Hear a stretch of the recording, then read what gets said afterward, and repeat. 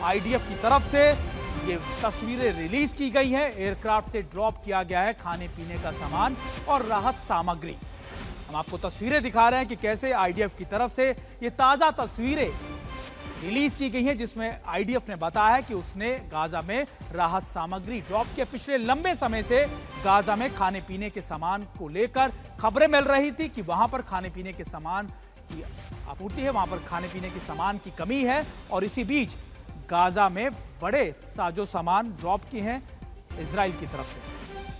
और हमारे साथ हमारे दो मेहमान भी जुड़े हुए हैं। शंकर सर, अभी तक हमने देखा था कि गाजा को लेकर इजराइल बहुत ज्यादा, आप कह सकते हैं, कॉर्डन करके बैठा था। वहां पर किसी भी देश से कोई राहत सामग्री नहीं जा रही थी। लेकिन अब इजराइल पर भी प्रेशर बन रहा है और ये प्रेशर अमेरिका का भी है कि कम से कम राहत सामग्री, खाने पीने का सामान तो गाजा में जाने दिया जाए। हाँ, बिल्कुल ठीक कह रहे हैं। देखिए, इस लड़ाई को दो पहलू से देखना चाहिए। पहला तो इसका जो इफेक्ट ग्राउंड पर हो रहा है कि किस प्रकार से होस्टेजेस को रिलीज की बात होती है, बात नहीं हो पाती है, रद्द हो जाती है। 50 से 60 हज़ार आदमी मर चुके हैं, सारी बिल्डिंगें नष्ट हो चुकी। एक तो वो पहलू रहा। दूसरा पहलू रहा जो कि इस वक्त सेड का, यानी कि ह्यूमन जो इशू है। ह्यूमन इशू को पहले लेता हूँ।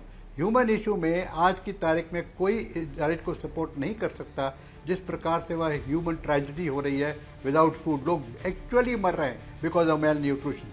तो उसके लिए पूरा विश्व उनके अगेंस्ट खड़ा होता है। लेकिन इजराइल की अपनी प्रॉब्लम है। वो कहते हैं जब तक हमारे होस्टेजेस नहीं छूटेंगे तब तक हम लड़ाई करते रहेंगे, इनसे बर्बाद करते रहेंगे। अब यहाँ पे एक बड़ा मेजर सवाल उठता है Sumit, which is what we have to agree and answer. वो ये है कि क्या होस्टेजेस को रिलीज करने की स्ट्रैटेजी जो डे 1 में बनाई गई थी, क्या वो सक्सेसफुल हुई है?